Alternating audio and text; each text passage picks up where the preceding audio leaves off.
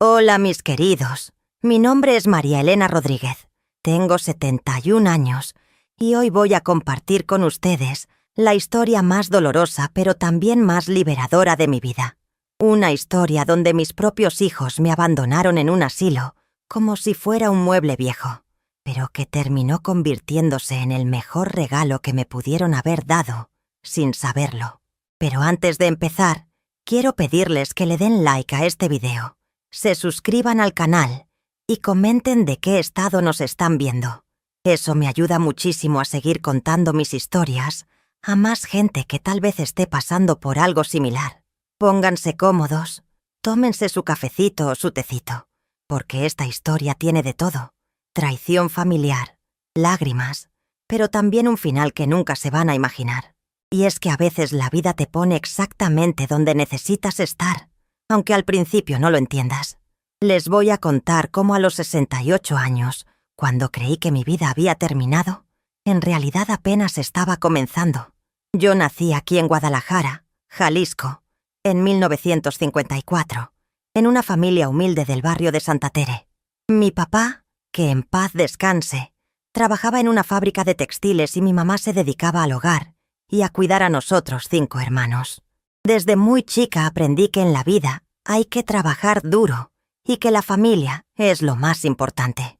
«Mijita», me decía mi mamá, «todo se puede perder en esta vida, pero la familia siempre va a estar ahí». Qué equivocada estaba mi pobre madre, que también en paz descanse. Me casé muy joven, a los 18 años, con Raúl Hernández, un hombre bueno que trabajaba como mecánico en un taller por el rumbo de la calzada Independencia. No teníamos mucho dinero, pero teníamos amor y muchos sueños. Vivíamos en una casita chiquita que rentábamos por ahí, por la colonia del Fresno, y yo trabajaba limpiando casas para ayudar con los gastos, mientras Raúl se partía el lomo en el taller. Nuestro primer hijo, Roberto, llegó en 1975, cuando yo tenía 21 años. Híjole, qué felicidad tan grande sentimos. Después llegó mi Alejandro en 1977 y por último mi princesa, mi Gabriela, en 1980. 3 hijos hermosos que se convirtieron en el centro de mi universo. Todo lo que hacía era pensando en ellos, en darles lo mejor, en que no les faltara nada aunque a nosotros nos sobrara muy poco. Déjenme contarles cómo era mi vida en esos años. Me levantaba a las 5 de la mañana para hacer el desayuno, preparar las loncheras, alistar los uniformes. Después me iba corriendo a limpiar casas. Tenía 3 trabajos fijos de lunes a viernes y otros 2 los sábados. Llegaba muerta de cansancio en la tarde, pero todavía tenía que ayudar con las tareas, hacer la cena, lavar la ropa. Los domingos los dedicaba completamente a ellos. Los llevaba al parque, hacíamos pozole, veíamos películas en la tele. Raúl era un buen padre. No me malentiendan, pero como muchos hombres de esa época, pensaba que su única responsabilidad era traer el dinero a la casa. El resto era cosa de mujeres. Así que prácticamente crié a mis hijos sola, trabajando de sol a sol para que pudieran estudiar, para comprarles sus útiles escolares, sus zapatos, para que no se sintieran menos que los otros niños.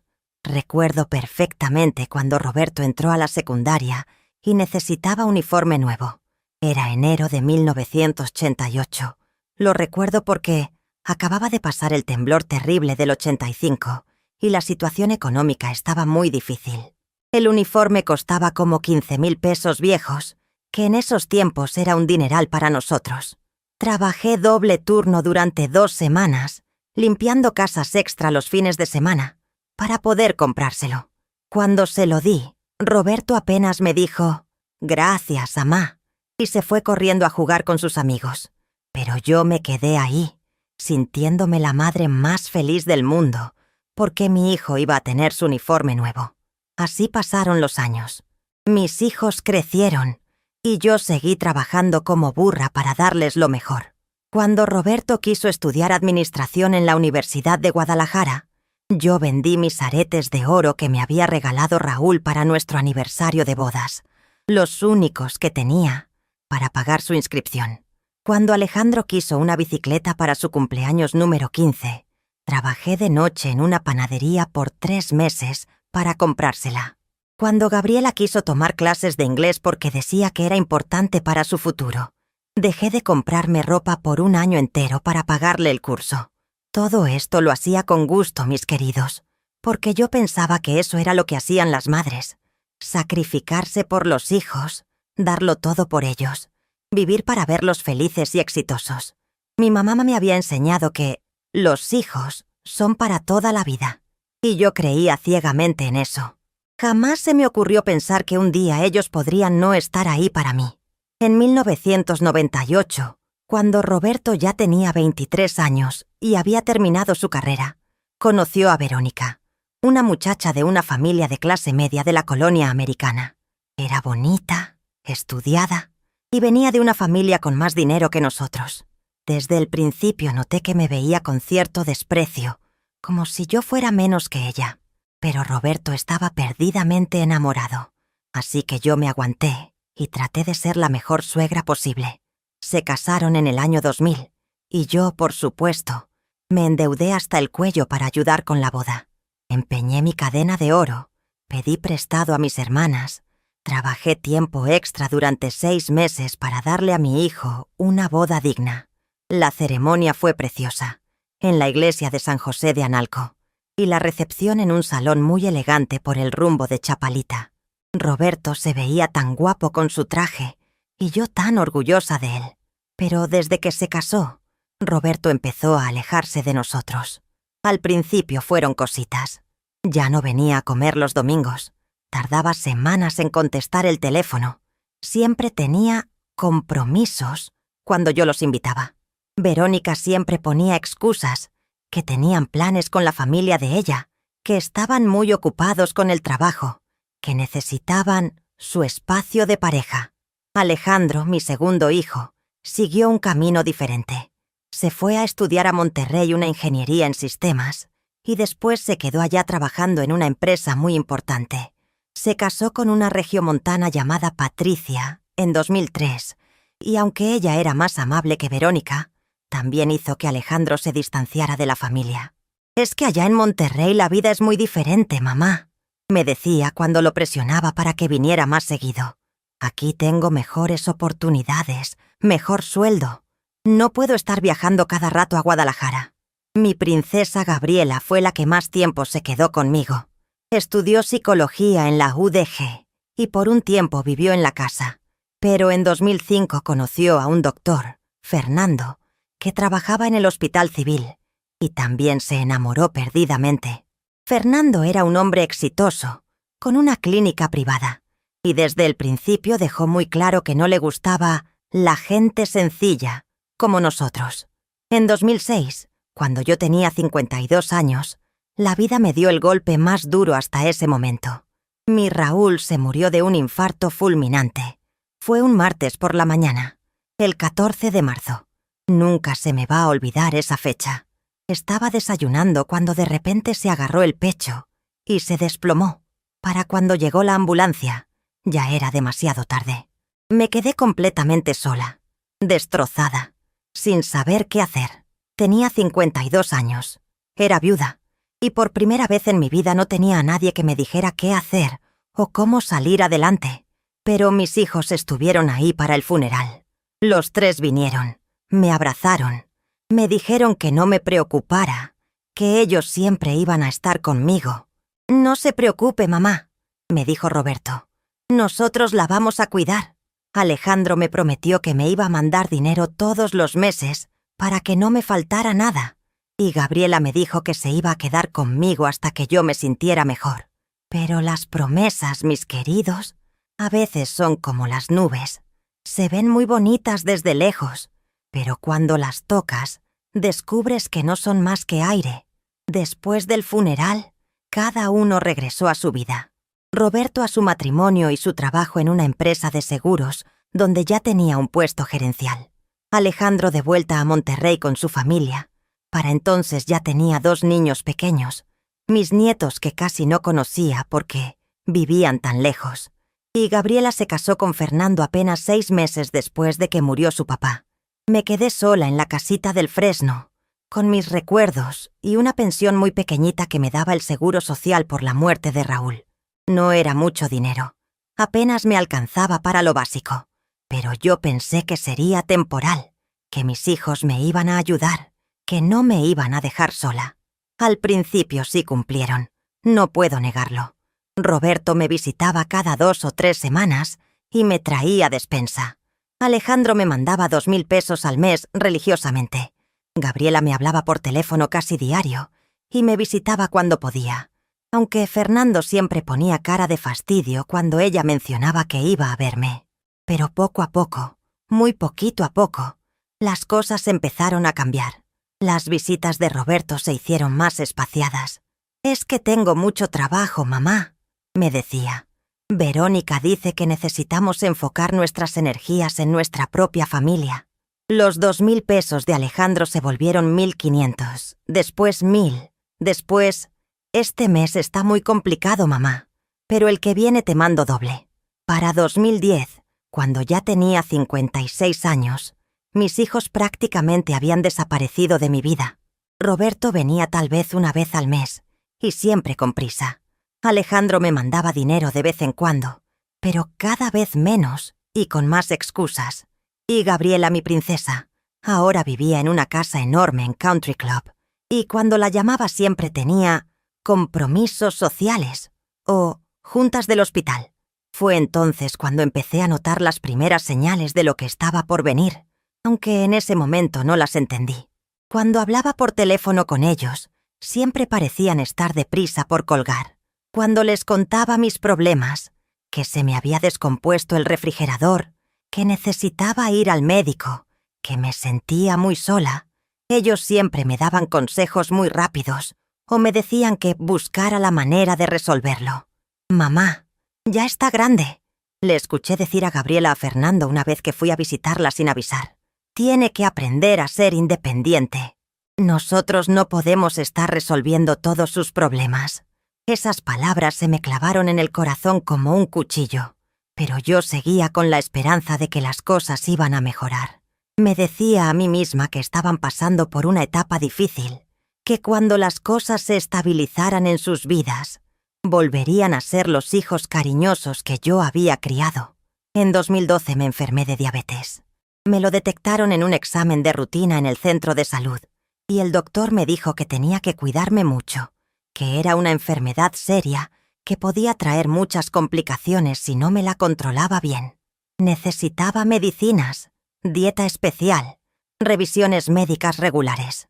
Cuando les dije a mis hijos, todos me expresaron su preocupación por teléfono. «Ay, mamá, qué feo», me dijo Roberto. «Pero no se preocupe, ahorita hay muy buenas medicinas para eso». Alejandro me prometió que me iba a ayudar con los gastos médicos. Gabriela me dijo que iba a hablar con Fernando para que me recomendara un buen endocrinólogo. Pero otra vez, las promesas se quedaron en el aire. Tuve que aprender a manejar mi enfermedad sola, con la ayuda del doctor del centro de salud y lo poco que podía pagar de medicinas con mi pensión. Hubo veces que tuve que elegir entre comprar comida o comprar medicina, y siempre elegí la medicina, aunque eso significara comer puras tortillas con sal varios días. Los años siguientes fueron cada vez más difíciles. Mi diabetes se complicó con presión alta y luego con problemas de los riñones. Empecé a tener mareos frecuentes, se me hinchaban los pies, me daba mucho cansancio. Había días que no podía ni levantarme de la cama. Mis vecinos, doña Carmen y don Luis, que vivían en la casa de al lado, fueron quienes realmente me cuidaron durante esos años. Ellos me llevaban al doctor cuando yo no podía ir sola. Me traían medicina cuando no podía salir. Me hacían compañía cuando me sentía muy mal. «No se preocupe, María Elena», me decía doña Carmen. «Nosotros estamos aquí para lo que necesite». Era irónico y muy doloroso que mis vecinos, que apenas me conocían desde hacía unos años, me trataran con más cariño y atención que mis propios hijos, a quienes yo había criado con tanto amor y sacrificio. Para 2014... Cuando cumplí 60 años, ya era evidente que mis hijos habían tomado la decisión consciente de alejarme de sus vidas. Roberto había ascendido en su trabajo y ahora era gerente regional de la empresa de seguros. Vivía en una casa muy bonita en Providencia. Tenía 2 carros y sus 2 hijos, mis nietos, iban a escuelas privadas caras. Pero para él, yo me había vuelto un estorbo, una carga que no quería asumir. Alejandro seguía en Monterrey, ahora como subdirector de sistemas de su empresa. También había prosperado económicamente. Tenía una casa grande y sus 3 hijos eran mis nietos a los que prácticamente no conocía porque solo los veía en fotos que me mandaba por WhatsApp de vez en cuando. Y Gabriela, mi princesa, se había convertido en toda una señora de sociedad. Fernando tenía mucho éxito con su clínica. Ella no trabajaba, se dedicaba a organizar eventos de caridad y a asistir a comidas con las esposas de otros doctores. Vivía en un mundo completamente diferente al mío, y yo simplemente no cabía en ese mundo. El cumpleaños número 60 fue especialmente triste. Ninguno de mis hijos vino a verme. Roberto me mandó flores con una tarjeta que decía: «Feliz cumpleaños, mamá. Te queremos mucho». Alejandro me habló por teléfono como a las 11 de la noche, cuando ya me iba a dormir, y me cantó las mañanitas muy rápido antes de colgar, porque tenía una junta muy temprano al día siguiente. Gabriela me mandó un mensaje de WhatsApp: «Feliz cumpleaños, mami. Perdón que no pueda ir, pero Fernando y yo estamos en Cancún en un congreso médico. Te hablo cuando regrese». Ese día lloré como no había llorado desde que se murió Raúl. Me di cuenta de que para mis hijos yo ya no era una prioridad. Era solo una obligación incómoda que preferían evitar. Los siguientes años fueron una montaña rusa emocional constante. Había días buenos, donde yo me sentía fuerte y pensaba que podía manejar mi vida sola sin depender de nadie. Pero también había días muy malos, donde la soledad y la enfermedad me tenían completamente derrotada. En 2015 tuve mi primera crisis seria de diabetes. Una mañana me levanté y no podía ver bien. Todo se me veía borroso y me sentía tan débil que no podía ni caminar. Doña Carmen me encontró tirada en el patio de mi casa cuando fui a tratar de recoger la ropa que había puesto a secar. Me llevó corriendo al hospital civil, donde me tuvieron internada 3 días. Cuando les avisé a mis hijos lo que había pasado, todos me expresaron su preocupación por teléfono. Roberto me dijo que iba a tratar de ir a verme, pero que estaba en una época muy complicada en el trabajo, porque estaban haciendo recortes de personal. Alejandro me ofreció transferirme dinero para pagar un hospital privado, pero cuando le dije que ya estaba en el civil y que ahí me estaban atendiendo bien, ya no insistió. Gabriela me dijo que iba a hablar con Fernando para que me mandara con un especialista muy bueno que él conocía, pero nunca pasó nada. Ninguno de los 3 fue a verme al hospital. Estuve 3 días internada, asustada, sin saber si me iba a morir, y mis únicos visitantes fueron doña Carmen, don Luis y la señora Esperanza que vivía en la esquina de mi cuadra. Cuando salí del hospital, tenía una lista larga de cuidados que debía seguir: tomar medicinas a horarios específicos, hacer ejercicio ligero, tener una dieta muy estricta, revisiones médicas cada mes. El doctor me había dicho claramente que necesitaba ayuda, que vivir sola con mi condición era peligroso. Esa misma semana les hablé a mis 3 hijos para explicarles la situación. «El doctor dice que necesito ayuda», les dije. «No puedo seguir viviendo sola con todos estos problemas de salud». Roberto me dijo que él y Verónica habían estado hablando del tema y que habían llegado a la conclusión de que lo mejor sería que yo me fuera a vivir con alguno de mis hermanos. «Es que nuestra casa es muy pequeña, mamá», me explicó, aunque yo sabía que tenían una casa de 3 recámaras. «Y además, Verónica está muy estresada con el trabajo. No podría ayudarla a cuidar». Alejandro fue más directo. «Mamá, la distancia es el problema. Si usted se viniera a Monterrey, no conoce a nadie, no tiene sus doctores, no tiene su vida. Sería muy difícil para todos». Gabriela me dijo que ella sí había considerado la posibilidad, pero que Fernando pensaba que sería muy complicado, porque ellos viajaban mucho por el trabajo de él, y que yo necesitaba cuidados especializados, que ellos no me podían dar. En resumen, ninguno de los 3 quería hacerse responsable de mí. Mis hermanos tampoco podían ayudarme mucho. Mi hermana Rosa vivía en Estados Unidos desde hacía 20 años y tenía sus propios problemas con sus hijos adolescentes. Mi hermano Manuel había muerto de cáncer en 2010. Mi hermana Lupita tenía a su esposo con Alzheimer y no podía con más responsabilidades. Y mi hermano menor, Carlos, vivía en una casita de una sola recámara con su esposa y sus 2 hijos pequeños. Durante 2016 y 2017, mi salud siguió deteriorándose. Tuve 2 infartos pequeños que me dejaron muy débil y desarrollé problemas de memoria que me tenían muy asustada. Hubo varias ocasiones en que doña Carmen me encontró confundida en la calle, sin recordar cómo había llegado ahí o dónde vivía. Cada vez que tenía una crisis médica, el mismo patrón se repetía. Yo les avisaba a mis hijos. Ellos me expresaban su preocupación por teléfono. Me prometían que iban a venir a verme en cuanto pudieran, pero nunca aparecían. Siempre tenían una excusa muy válida. Trabajo importante, compromisos familiares, viajes que no podían cancelar. Para finales de 2017, yo ya no podía manejar mi vida independiente. Se me olvidaba tomar las medicinas. Me perdía cuando salía a la tienda. Tuve varios accidentes menores en la casa porque se me caían las cosas o no calculaba bien las distancias. Doña Carmen y don Luis prácticamente se habían vuelto mis cuidadores de tiempo completo, y yo sabía que eso no era justo para ellos. En diciembre de 2017, durante las posadas, tuve una conversación muy seria con mis 3 hijos por una videollamada que hicimos por WhatsApp. Era la primera vez en meses que los veía las caras al mismo tiempo. «Hijos», les dije, «ya no puedo seguir viviendo sola. Los doctores dicen que es peligroso para mí, y mis vecinos no pueden seguir cuidándome todo el tiempo. Necesito que me ayuden a decidir qué vamos a hacer». Se hizo un silencio muy incómodo. Roberto fue el primero en hablar.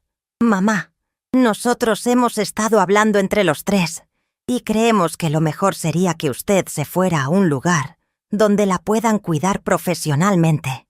«¿Cómo que un lugar?», pregunté, aunque ya me imaginaba a qué se refería. «Un asilo, mamá», dijo Alejandro.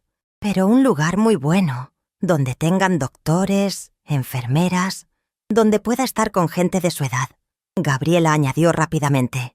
«Es que nosotros no tenemos los conocimientos médicos para cuidarla como usted necesita. En un asilo especializado va a estar mucho mejor». Yo me quedé completamente callada. Mis propios hijos, los que yo había criado con tanto amor, me estaban proponiendo que me fuera a un asilo para deshacerse de mí. «Pero yo no quiero ir a un asilo», les dije con la voz quebrada. «Yo quiero estar con mi familia». «Mamá, sea razonable», me dijo Roberto. «Nosotros la vamos a visitar seguido, pero usted necesita cuidados que nosotros no le podemos dar». Les dije que necesitaba tiempo para pensarlo, aunque en mi corazón ya sabía que ellos ya habían tomado la decisión sin mí. Durante las siguientes semanas, mis hijos se pusieron muy insistentes con el tema del asilo. Me mandaban información por WhatsApp de diferentes lugares, me hablaban de las ventajas de vivir en una residencia para adultos mayores. Me explicaban que era lo más conveniente para todos. Yo me resistía, lloraba. Les suplicaba que reconsideraran. «Por favor», les decía, «yo no quiero estar con extraños. Yo quiero estar con ustedes, con mi familia». Pero ellos ya tenían la mente cerrada. Roberto me explicó que él y Verónica habían decidido remodelar su casa y que no iban a tener espacio para mí, por lo menos durante el próximo año. Alejandro me dijo que había conseguido una promoción en su trabajo que implicaba viajar mucho, así que no iba a poder cuidarme. Gabriela me dijo que Fernando había aceptado una oportunidad de trabajo en Houston, Texas, y que se iban a mudar allá por 2 años. Todas eran mentiras, mis queridos. Yo me di cuenta años después de que todas eran mentiras para justificar lo que ya habían decidido hacer conmigo. El día que cambiará mi vida para siempre fue el 15 de febrero de 2018. Era un jueves por la mañana, y yo acababa de cumplir 64 años la semana anterior. Mi cumpleaños había sido especialmente triste.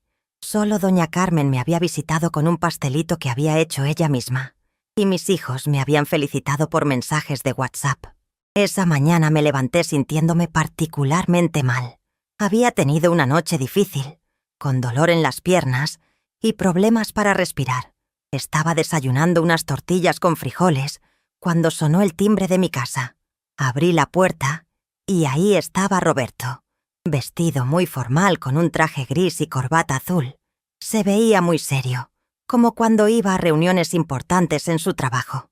«Buenos días, mamá», me dijo, pero no me dio un beso, ni me abrazó como siempre hacía. «¿Podemos hablar?» «Claro, hijo, pásale», le dije, aunque algo en su actitud me tenía nerviosa. «¿Ya desayunaste? Te puedo hacer unos huevitos». «No, mamá, gracias. Ya desayuné». Se sentó en la sala, en el sillón donde siempre se sentaba su papá para ver las noticias. «Necesito hablarle de algo importante». Me senté frente a él, en el sillón pequeño que yo había comprado en una mueblería de segunda mano cuando nos casamos. «¿Qué pasa, hijo? ¿Hay algún problema?» Roberto respiró profundo y me miró directamente a los ojos. «Mamá, nosotros ya tomamos una decisión sobre su situación. Alejandro y Gabriela están de acuerdo conmigo». Se me hizo un nudo en el estómago. «¿Qué decisión?»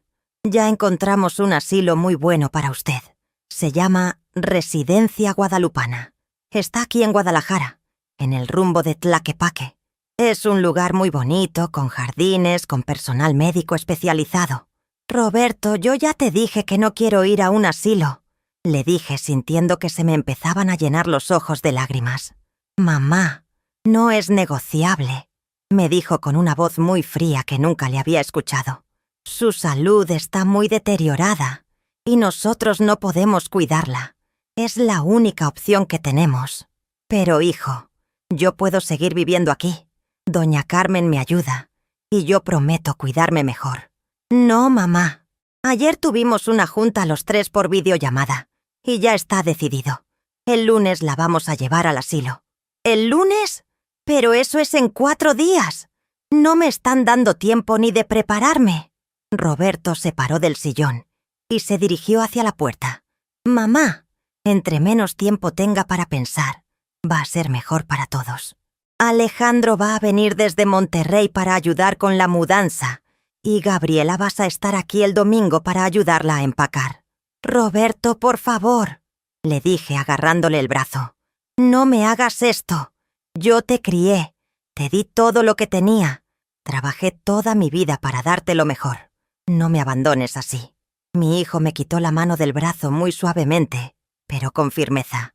«Mamá, no la estamos abandonando. La estamos poniendo en un lugar donde van a poder cuidarla mejor que nosotros. Va a ver que le va a gustar. ¿Y si no me gusta? ¿Y si quiero regresar?» Roberto se quedó callado por unos segundos, que se sintieron eternos. «Mamá, el asilo ya está pagado por 1 año completo. No hay marcha atrás». Con esas palabras, mi hijo se fue de mi casa. Me dejó sentada en la sala, llorando como una niña abandonada. En ese momento entendí que para él y para sus hermanos, yo ya no era su madre. Era solo un problema que necesitaban resolver lo más rápido posible. Esos 4 días fueron los más largos y dolorosos de mi vida. No podía comer, no podía dormir. Solo lloraba y lloraba pensando en cómo había llegado a esta situación. ¿En qué momento mis hijos habían dejado de amarme? ¿Cómo era posible que después de todo lo que había hecho por ellos, me estuvieran tirando como a un perro viejo? Doña Carmen se enteró de lo que estaba pasando porque me escuchó llorar desde su casa. Vino a consolarme y se quedó conmigo durante horas, abrazándome y diciéndome que todo iba a estar bien. «Tal vez no sea tan malo como piensa María Elena», me decía. «Tal vez ahí va a conocer gente nueva, va a hacer amigas». Pero yo sabía la verdad. Mis hijos se estaban deshaciendo de mí, porque yo me había vuelto una carga que no querían cargar. El domingo llegó Gabriela con 2 maletas grandes y varias cajas. Ya no era la niña dulce que yo había criado. Se había convertido en una mujer fría, eficiente, que hablaba conmigo como si fuera una empleada a la que estaba dando instrucciones. «Mami, solo puede llevarse lo indispensable», me dijo mientras revisaba mi ropero. «En el asilo no hay mucho espacio para cosas personales». «¿Pero qué va a pasar con mis muebles? ¿Con mis fotos? ¿Con las cosas de tu papá?» «Roberto se va a encargar de vender la casa y los muebles. El dinero se va a usar para pagar el asilo. ¿Van a vender la casa? No podía creer lo que estaba escuchando. Pero aquí viví con tu papá. Aquí los crié a ustedes. Esta casa está llena de recuerdos.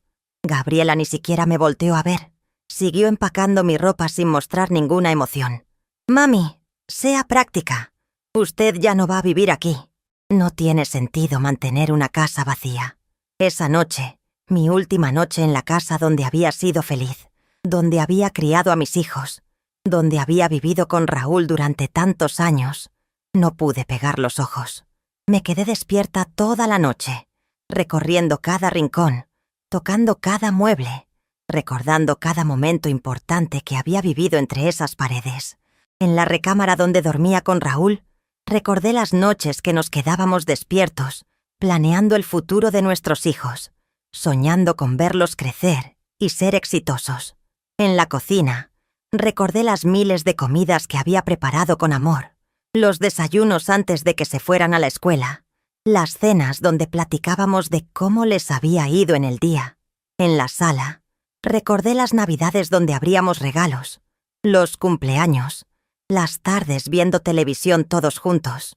Nunca imaginé que mis últimos momentos en esa casa iban a ser tan tristes y tan solitarios.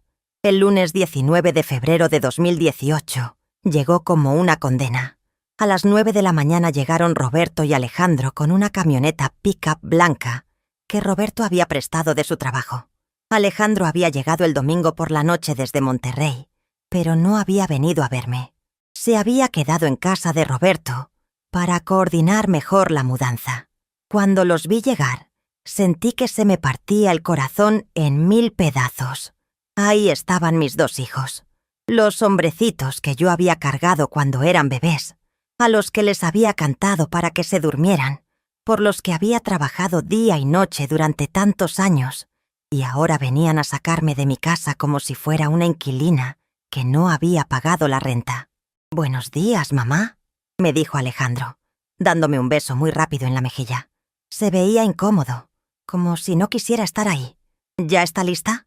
«¿Lista para qué?», le pregunté, aunque sabía perfectamente la respuesta.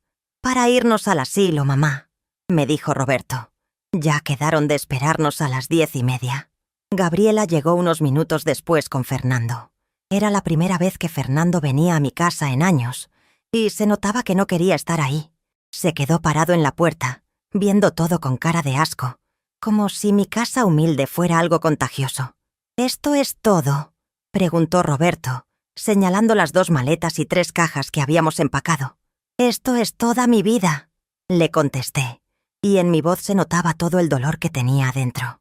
Roberto y Alejandro empezaron a cargar mis pocas pertenencias en la camioneta. Gabriela se puso a revisar la casa para asegurarse de que no nos faltara nada importante, pero yo sabía que lo que realmente estaba haciendo era calcular el valor de los muebles que iban a vender. Cuando terminaron de cargar todo, Roberto me dijo: «Vámonos, mamá, no queremos llegar tarde». Me acerqué a la puerta de mi casa y la toqué una última vez. «Adiós, casita», le dije en voz muy bajita. «Gracias por todos los años felices que me diste». Doña Carmen había salido a despedirse. Estaba llorando tanto como yo. «Cuídese mucho, María Elena», me dijo, abrazándome fuerte. «Y no dude en hablarme si necesita cualquier cosa». «Gracias por todo, Carmen», le dije. «Usted fue mejor familia para mí que mis propios hijos». Roberto me escuchó y puso cara de molestia. «Súbase al carro, mamá. Se nos hace tarde». El viaje al asilo fue el más silencioso y más doloroso de mi vida. Iba sentada en el asiento de atrás de la camioneta de Roberto, entre mis maletas, viendo pasar las calles de Guadalajara por última vez, como una persona libre. Gabriela iba en el asiento del copiloto, mandando mensajes en su celular. Alejandro iba en su propio carro, siguiéndonos. Nadie me dirigía la palabra. Era como si ya estuviera muerta para ellos. La residencia guadalupana estaba ubicada en una calle secundaria de Tlaquepaque, en una zona que yo no conocía bien. Era un edificio grande, de 2 pisos, pintado de color amarillo claro con rejas blancas. Tenía un letrero en la entrada que decía: «Residencia para adultos mayores». Atención especializada las 24 horas. Cuando llegamos, nos recibió la directora, una mujer de unos 50 años llamada licenciada Patricia Mendoza. Era amable, pero su amabilidad se sentía profesional, no genuina. «Mucho gusto, señora María Elena», me dijo, extendiéndome la mano. «Nosotros ya hablamos con sus hijos por teléfono. Ya tenemos todo preparado para recibirla». Me enseñó las instalaciones, el comedor común, la sala de televisión, los jardines, la enfermería. Todo se veía limpio y ordenado, pero también se sentía frío y triste. Había otros ancianos sentados en sillas de ruedas o caminando despacio por los pasillos, pero todos se veían perdidos, como almas en pena. «Su habitación está en el segundo piso», me explicó la licenciada Mendoza mientras subíamos por un elevador pequeño. «La va a compartir con la señora Esperanza, que es muy buena compañía». La habitación era muy pequeña, con 2 camas, 2 mesas de noche, un armario pequeño y un baño compartido. En una de las camas estaba sentada una señora de unos 80 años, muy delgadita, que me saludó con una sonrisa tímida. «Ella es la señora Esperanza Vázquez», me dijo la licenciada. «Esperanza, te presento a María Elena, tu nueva compañera de cuarto». Esperanza se veía muy frágil, pero tenía unos ojos muy bonitos, llenos de tristeza, pero también de bondad. «Mucho gusto, María Elena», me dijo con una voz suavecita. «Espero que nos llevemos bien». Roberto y Alejandro subieron mis maletas y cajas a la habitación. Todo mi mundo ahora cabía en la mitad de un cuarto que tenía que compartir con una extraña. La licenciada Mendoza les explicó a mis hijos los horarios de visita, las reglas del asilo, y les entregó una carpeta con información sobre los servicios médicos y las actividades que tenían para los residentes. «¿Tiene alguna pregunta, señora María Elena?», me preguntó la licenciada. Yo tenía 1000 preguntas, pero la única que logré hacer fue: «¿Cada cuándo pueden venir mis hijos a verme?». «Las visitas son todos los días de 10 de la mañana a 8 de la noche», me respondió. «Aunque les recomendamos que los primeros días vengan seguido para ayudarla a adaptarse». Roberto miró su reloj. «Bueno, mamá, nosotros ya nos tenemos que ir. Mañana vengo a ver cómo está». Alejandro me dio un abrazo muy rápido. «Cuídese mucho, mamá. Ya va a ver que aquí va a estar muy bien». Gabriela me besó en la frente. «Yo vengo el miércoles, mami. Fernando me va a acompañar». Y así mis 3 hijos se fueron. Me dejaron ahí como se deja un paquete en una paquetería. Yo me quedé parada en la puerta de mi nueva habitación, viendo cómo se alejaban por el pasillo sin voltear ni una sola vez. Esperanza se acercó a mí y me puso la mano en el hombro. «No llore, María Elena», me dijo. «Al principio es muy duro, pero poco a poco se va acostumbrando». «¿Usted cuánto tiempo tiene aquí?», le pregunté. 3 años, me respondió. Mis hijos también me trajeron aquí porque ya no podían cuidarme. Esa noche, mi primera noche en el asilo, lloré hasta quedarme sin lágrimas. Esperanza me acompañó en silencio, sin tratar de consolarme con palabras vacías. Solo se sentó en su cama y me dejó sacar todo el dolor que tenía adentro. Así empezó mi nueva vida a los 64 años, como una residente del asilo, abandonada por mis propios hijos, sin casa, sin familia, sin nada más que un cuarto compartido y el corazón completamente roto. Los primeros días en el asilo fueron una pesadilla. No podía acostumbrarme a los horarios, a la comida, al ruido constante de gente enferma, a dormir en una cama que no era mía, en un cuarto que olía a desinfectante y a medicinas. La rutina del asilo era muy estricta. Despertada a las 6 de la mañana, desayuno a las 7, medicinas a las 8, actividades recreativas a las 9, comida a la 1, siesta obligatoria de 2 a 4, merienda a las 5, cena a las 7, medicinas otra vez a las 8 y luces apagadas a las 9 de la noche. Era como estar en una cárcel, pero una cárcel para gente que había tenido la mala suerte de envejecer y volverse inconveniente para sus familias. Los otros residentes eran en su mayoría personas muy mayores que yo, muchos con demencia o problemas graves de salud. Había algunos que gritaban por las noches, otros que no reconocían ni a sus propias familias cuando los visitaban, y otros que simplemente se habían dado por vencidos y pasaban todo el día sentados en sus sillas de ruedas, viendo la pared. Esperanza, mi compañera de cuarto, resultó ser una bendición. Era originaria de Lagos de Moreno y había sido maestra de primaria durante 40 años. Tenía 3 hijos que vivían en diferentes ciudades de Estados Unidos y que solo la visitaban una vez al año, en Navidad. Al principio yo también estaba muy enojada. Me contó una noche mientras nos alistábamos para dormir. No entendía cómo mis hijos, a los que yo había criado con tanto amor, podían abandonarme así. Pero después entendí que cada generación es diferente y que ellos tienen sus propias vidas que vivir. Pero nosotras también tuvimos nuestras vidas, le dije, y las dedicamos completamente a ellos. Sí, pero ese fue nuestro error, me respondió Esperanza. Pensamos que porque nosotras nos sacrificamos por ellos, ellos tenían que sacrificarse por nosotras. Pero la vida no funciona así.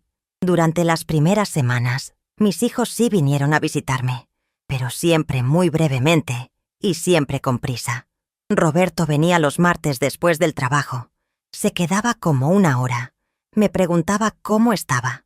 Me traía algunas frutas o dulces y se iba diciendo que tenía que llegar temprano a su casa, porque Verónica lo estaba esperando.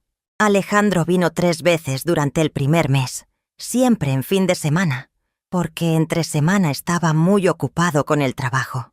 Se quedaba un rato, me platicaba de sus hijos, me enseñaba fotos en su celular y después me decía que tenía que regresar a Monterrey porque el lunes temprano tenía juntas importantes. Gabriela era la que venía más seguido al principio, pero siempre acompañada de Fernando, y era obvio que él no quería estar ahí. Se quedaban en la sala de visitas, nunca subían a mi cuarto, y Fernando siempre estaba viendo su reloj o contestando llamadas de trabajo. Para el tercer mes, las visitas se habían reducido considerablemente. Roberto venía cada 15 días. Alejandro había dejado de venir completamente. Solo me hablaba por teléfono una vez por semana. Y Gabriela venía una vez al mes, ya sin Fernando. Para el 6.º mes, Roberto venía una vez al mes. Alejandro me hablaba cada 15 días. Y Gabriela había empezado a mandarme mensajes de WhatsApp en lugar de venir a verme. Era obvio que para ellos, el problema de ¿qué hacer con mamá? Ya estaba resuelto. Yo estaba en un lugar seguro, donde me cuidaban profesionalmente, y ellos podían seguir con sus vidas sin la carga de preocuparse por mí. Pero algo muy interesante empezó a pasar alrededor del 4.º mes de estar en el asilo. Empecé a conocer mejor a los otros residentes, y descubrí que muchos de ellos tenían historias fascinantes. Había una señora que se llamaba Refugio, que había sido costurera toda su vida y que había hecho vestidos para muchas artistas famosas en los años 60 y 70. Tenía unas manos increíbles y todavía podía coser cosas hermosas a pesar de tener artritis. Estaba don Aurelio, que había sido músico en una banda muy conocida de mariachi y que todavía tocaba la guitarra bellísimo. Cuando tocaba en las tardes en el jardín, todo el asilo se transformaba y se llenaba de música y alegría. También conocí a doña Luz, que había sido dueña de una panadería muy exitosa durante 30 años y que todavía sabía hacer el mejor pan dulce que yo había probado en mi vida. Y había otros muchos. Un señor que había sido mecánico de aviones, una señora que había sido secretaria del gobernador, otro señor que había tenido una carnicería muy famosa, una señora que había sido enfermera durante las epidemias de los años 80. Todos ellos tenían algo en común conmigo. Habían sido personas productivas, útiles, importantes en sus comunidades, y ahora sus familias los habían mandado al asilo porque se habían vuelto inconvenientes. Pero empecé a darme cuenta de algo muy importante. Aunque nuestras familias nos habían abandonado, nosotros no estábamos muertos. Todavía teníamos conocimientos, experiencia, ganas de vivir. Éramos como una biblioteca humana llena de sabiduría que nadie estaba consultando. Fue entonces cuando empezó a nacer en mí una idea que cambiaría completamente mi vida. La idea llegó una tarde de junio de 2018, cuando llevaba 4 meses en el asilo.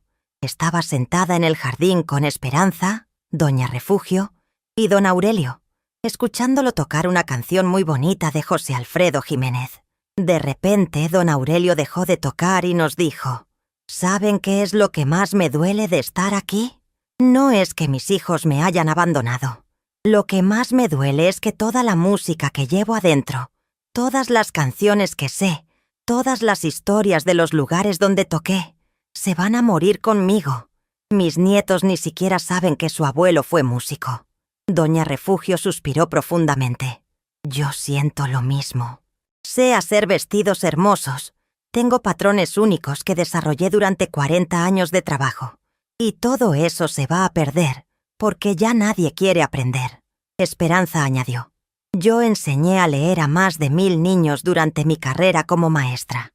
Tengo métodos de enseñanza que funcionan muy bien, pero aquí nomás estoy sentada viendo la televisión todo el día. En ese momento, algo se encendió en mi cerebro. ¿Y si no tiene que ser así?, les dije. ¿Y si en lugar de estar aquí esperando a morirnos, usáramos todo lo que sabemos para hacer algo útil? ¿Cómo qué?, me preguntó don Aurelio. No sé todavía, le respondí, pero tiene que haber algo que podamos hacer, algo que nos haga sentir útiles otra vez, que nos haga sentir vivos. Esa noche no pude dormir pensando en la conversación. Al día siguiente empecé a platicar con otros residentes sobre sus vidas anteriores, sobre las cosas que sabían hacer, sobre los talentos que tenían. Descubrí cosas increíbles. Don Joaquín había sido electricista durante 45 años y todavía sabía arreglar cualquier aparato eléctrico. Doña Carmen había sido cocinera en un restaurante muy famoso y conocía recetas deliciosas que ya nadie hacía. Don Miguel había sido jardinero y podía hacer crecer cualquier planta. Doña Esperanza, la otra Esperanza, no mi compañera de cuarto, había sido contadora y todavía tenía una mente muy aguda para los números. En total éramos 47 residentes en el asilo, y cada uno tenía algún conocimiento o habilidad que podría ser útil en el mundo exterior. Pero el problema era cómo canalizar todo ese potencial. Estábamos encerrados en el asilo. Nuestras familias nos habían olvidado, y la sociedad nos veía como desechos humanos que ya no servían para nada. Fue doña Luz, la que había tenido la panadería, quien me dio la primera pista de cómo podríamos empezar. María Elena, me dijo una tarde mientras estábamos en el taller de manualidades. Usted sabe que aquí cerca hay una escuela primaria que siempre anda pidiendo ayuda para sus programas. ¿En serio?, le pregunté. Sí. Mi sobrina trabaja ahí como secretaria. Me contó que siempre necesitan gente que les ayude con actividades extra para los niños, pero que no tienen presupuesto para pagar maestros especializados. Ahí fue cuando empezó a formarse el plan en mi cabeza. Esa misma semana, le pedí permiso a la licenciada Mendoza para hacer una llamada a la escuela primaria Benito Juárez, que estaba a unas 6 cuadras del asilo. Hablé con la directora, la maestra Rocío Hernández, y le expliqué mi idea. Maestra, le dije, aquí en el asilo tenemos muchas personas con mucha experiencia en diferentes oficios y profesiones. ¿No les serviría que fuéramos a platicarles a los niños sobre nuestros trabajos? Sin cobrar nada, solo por el gusto de enseñar. La maestra Rocío se escuchó muy interesada. Pues sí. La verdad es que siempre estamos buscando actividades diferentes para los niños. ¿Qué tipo de oficios conocen? Le platiqué sobre don Aurelio y su música, sobre doña Refugio y su costura, sobre don Joaquín y la electricidad, sobre doña Luz y la panadería. La maestra se entusiasmó mucho. ¿Sabe qué?, me dijo. ¿Por qué no vienen el próximo viernes? Podemos hacer una actividad donde cada uno les platique a los niños sobre su oficio. Los niños van a estar fascinados. Cuando les conté a mis compañeros del asilo sobre la invitación, la reacción fue increíble. Don Aurelio se ofreció inmediatamente a llevar su guitarra para tocarles a los niños. Doña Refugio dijo que podía llevar telas y enseñarles a los niños algunos puntos básicos de costura. Don Joaquín quería llevar herramientas pequeñas para explicarles cómo funcionaba la electricidad, pero teníamos un problema. ¿Cómo íbamos a salir del asilo? Los residentes no podíamos salir solos y necesitábamos que alguien nos acompañara. Fui a hablar con la licenciada Mendoza para pedirle permiso. Al principio se mostró muy reacia. Señora María Elena, entiendo sus buenas intenciones, pero nosotros somos responsables de su seguridad. No podemos dejar que los residentes salgan así nomás. Pero, licenciada, le insistí, nosotros no queremos ir a la cantina ni al casino. Queremos ir a una escuela primaria a ayudar con los niños. ¿Qué puede tener de peligroso eso? Después de mucha insistencia de mi parte y de una llamada de la directora de la escuela confirmando la invitación, la licenciada Mendoza finalmente accedió, pero con condiciones. Solo podían ir 5 residentes. Tenía que acompañarnos una enfermera del asilo, y solo podíamos estar fuera por 2 horas máximo. El viernes 13 de julio de 2018 fue uno de los días más emocionantes de mi vida desde que había llegado al asilo. Salimos del asilo a las 9 de la mañana. Don Aurelio con su guitarra, Doña Refugio con una maleta llena de telas y agujas grandes, Don Joaquín con una caja de herramientas pequeñas, Doña Luz con algunos panes dulces que había hecho en la cocina del asilo, y yo con muchas ganas de sentirme útil otra vez. La escuela primaria Benito Juárez era un edificio modesto, de 2 pisos, pintado de azul y blanco. Los niños estaban esperándonos en el patio principal, organizados por grados, desde primero hasta sexto. Cuando nos vieron llegar, empezaron a aplaudir y a gritar de emoción. «¡Ya llegaron los abuelitos!», gritaba un niño de 2º grado. «¡Van a enseñarnos cosas!», gritaba una niña de 4º. La maestra Rocío nos presentó a todos los niños, y después cada uno de nosotros tuvo la oportunidad de hablar con diferentes grupos. Don Aurelio fue el que más éxito tuvo. Se sentó en una silla en el centro del patio, sacó su guitarra y empezó a tocar Las Mañanitas. Inmediatamente todos los niños se juntaron alrededor de él, cantando y aplaudiendo.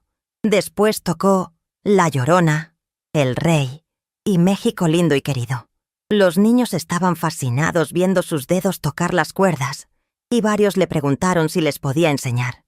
Doña Refugio instaló su taller de costura en un salón de clases.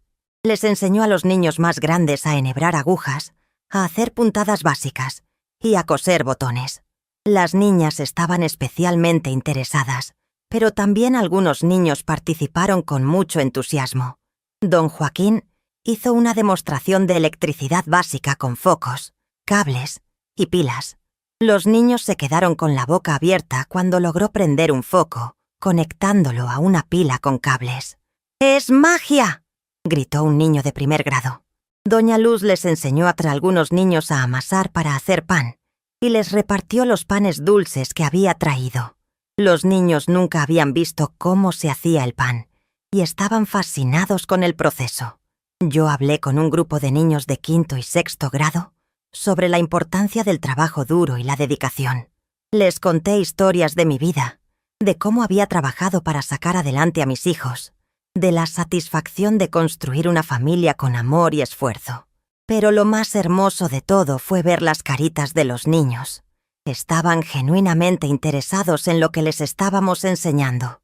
Nos hacían preguntas inteligentes, nos pedían que les contáramos más historias, querían tocar los instrumentos, querían probar las herramientas.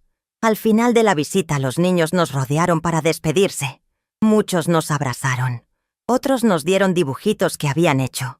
Algunos nos preguntaron cuándo íbamos a regresar. «¡Fueron los mejores maestros que hemos tenido!», gritó una niña de 3er grado. «¡Queremos que vengan todas las semanas!», gritó un niño de 2º.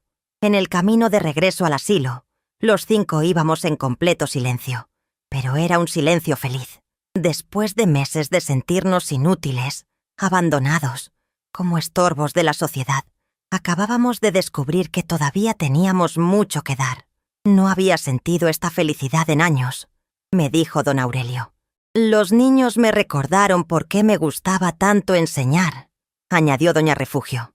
Esa noche, en mi cama del asilo, empecé a planear algo mucho más grande que una visita ocasional a la escuela.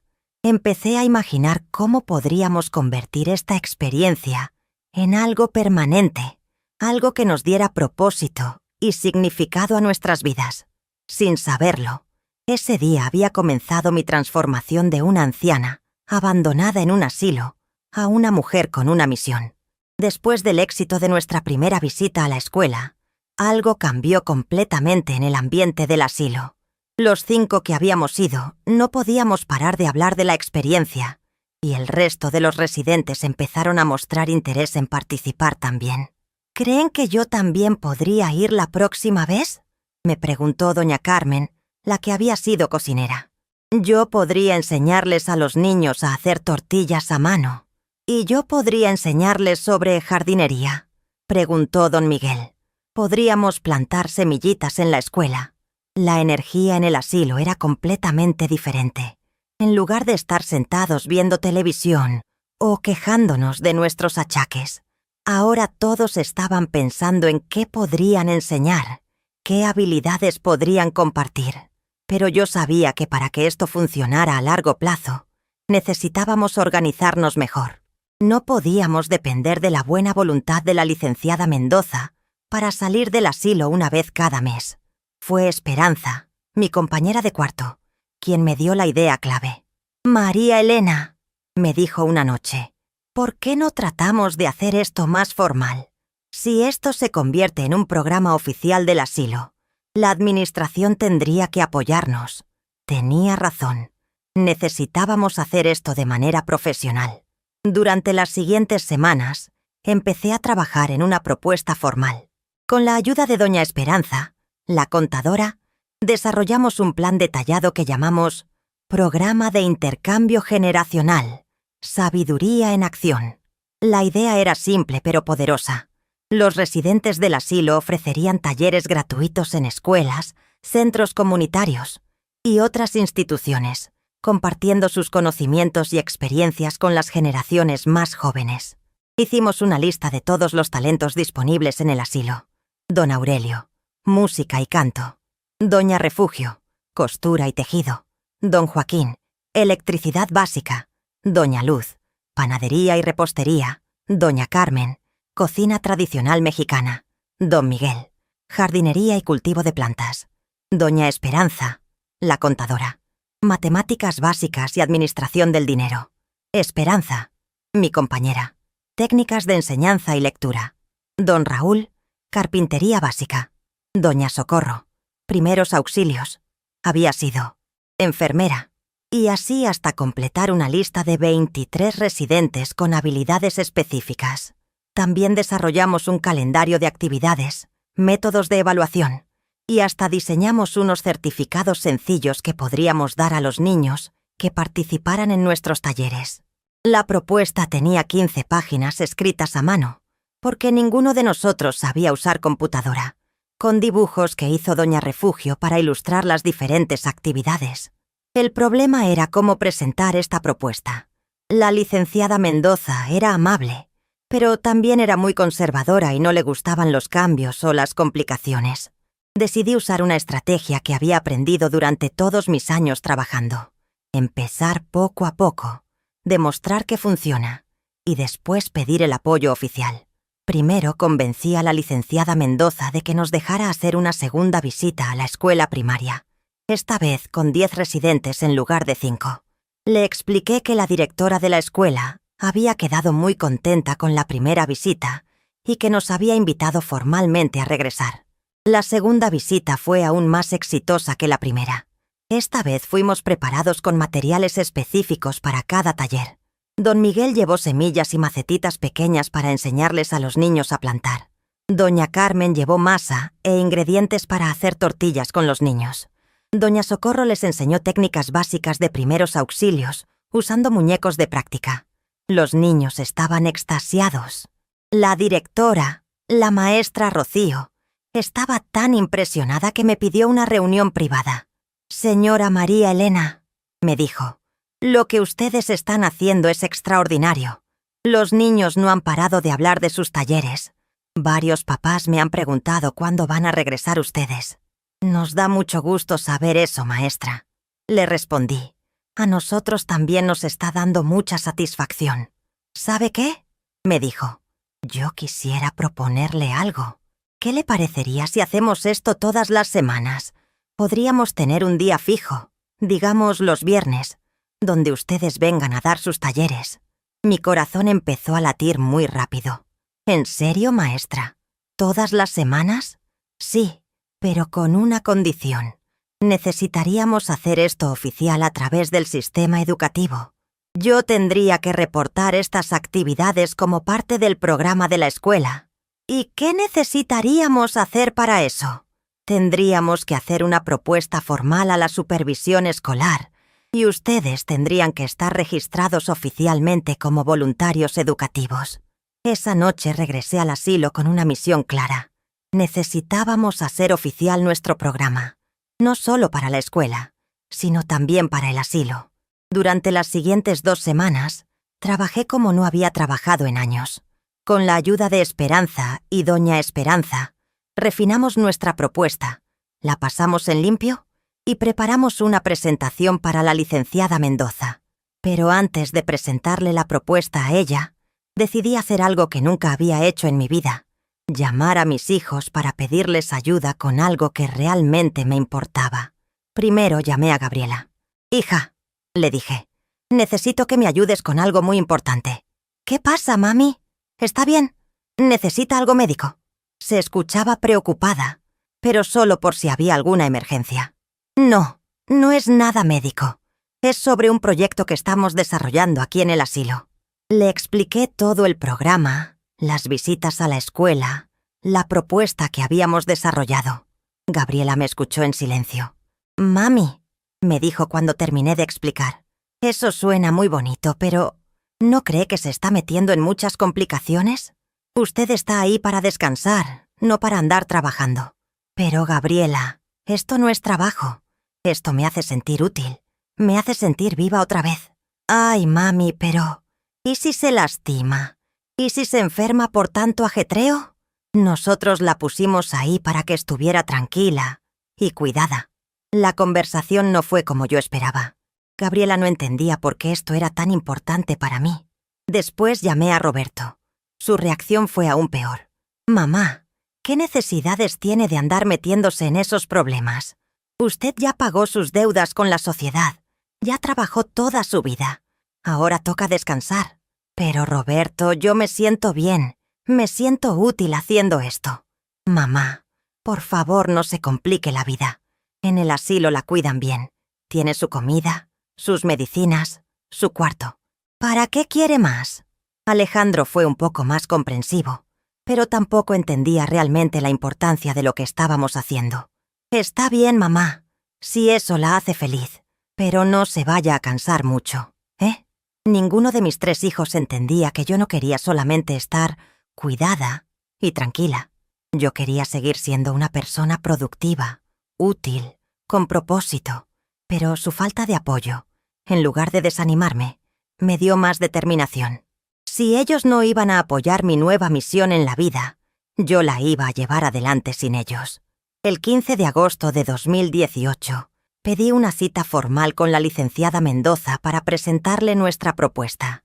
Llegué a su oficina con una carpeta que contenía nuestro plan de 15 páginas, cartas de recomendación de la directora de la escuela primaria y hasta testimonios escritos de algunos niños que habían participado en nuestros talleres. «Licenciada», le dije, «quiero presentarle una propuesta que puede cambiar la vida de todos los residentes de este asilo». La licenciada Mendoza me escuchó con atención mientras le explicaba todo el programa. Le mostré la documentación, le leí los testimonios de los niños, le expliqué los beneficios que esto tendría, tanto para los residentes como para la comunidad. Cuando terminé mi presentación, la licenciada se quedó callada por unos minutos que se sintieron eternos. «Señora María Elena», me dijo finalmente, «su propuesta es muy interesante, pero hay muchos aspectos legales y administrativos que tendríamos que considerar. La responsabilidad de tener residentes fuera del asilo, los seguros, los permisos». «Licenciada», le interrumpí, «nosotros no le estamos pidiendo que resuelva todos los problemas de inmediato. Solo le estamos pidiendo que nos apoye para intentarlo oficialmente. ¿Y si algo sale mal? ¿Y si algún residente se lastima? ¿Y si hay algún problema con los niños? Licenciada, nosotros ya hemos hecho esto 2 veces y todo ha salido perfecto. Además, mire cómo han cambiado los residentes que han participado. Don Aurelio ya no pasa todo el día deprimido. Doña Refugio tiene más energía que nunca. Todos estamos más contentos, más saludables. Era cierto. Los residentes que habían participado en las visitas a la escuela habían experimentado un cambio notable en su estado de ánimo, su energía, incluso en su salud física. La licenciada Mendoza me pidió 2 semanas para estudiar la propuesta y consultar con la administración central del grupo de asilos al que pertenecía la residencia guadalupana. Esas 2 semanas fueron eternas. Todos los días, varios residentes me preguntaban si ya había noticias sobre la propuesta. El ambiente de expectativa en el asilo era palpable. Finalmente, el 30 de agosto, la licenciada Mendoza me llamó a su oficina.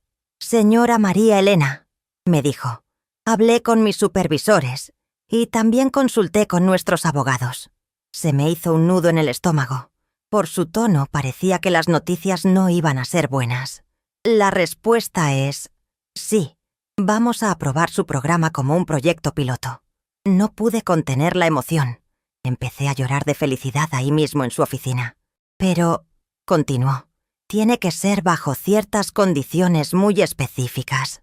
Me explicó las condiciones. Solo podían participar residentes que tuvieran autorización médica explícita. Siempre tenía que haber supervisión de personal del asilo.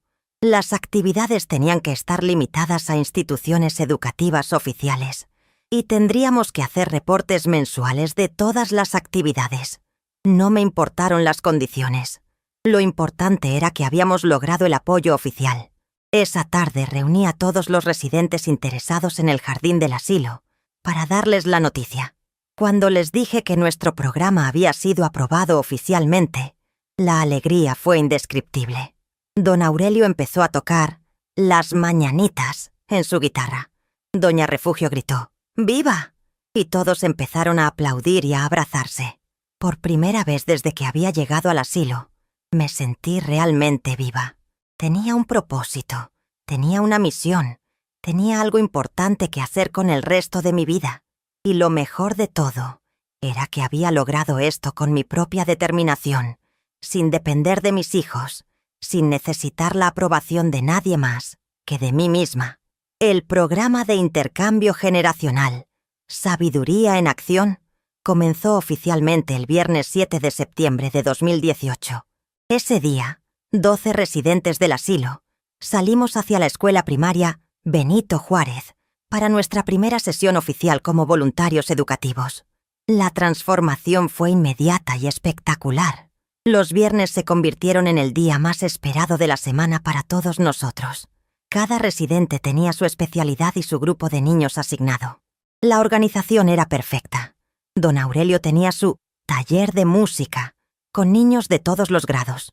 Doña Refugio dirigía el círculo de costura con las niñas más grandes. Don Joaquín enseñaba ciencias básicas, con experimentos de electricidad. Pero lo más hermoso era ver cómo los niños nos esperaban cada viernes. Cuando llegábamos a la escuela, nos recibían con gritos de emoción. Ya llegaron nuestros maestros especiales. Habían empezado a llamarnos los abuelos sabios, un nombre que nos llenaba de orgullo. Para octubre, ya teníamos lista de espera de niños que querían participar en nuestros talleres. La directora, maestra Rocío, nos pidió que consideráramos venir 2 veces por semana, porque la demanda era muy alta. Pero algo aún más hermoso estaba pasando. Otros asilos e instituciones habían empezado a escuchar sobre nuestro programa y querían replicarlo. La licenciada Mendoza recibía llamadas casi diariamente de directores de otros asilos, preguntando cómo podían implementar programas similares. En noviembre de 2018, recibimos una invitación que cambió todo.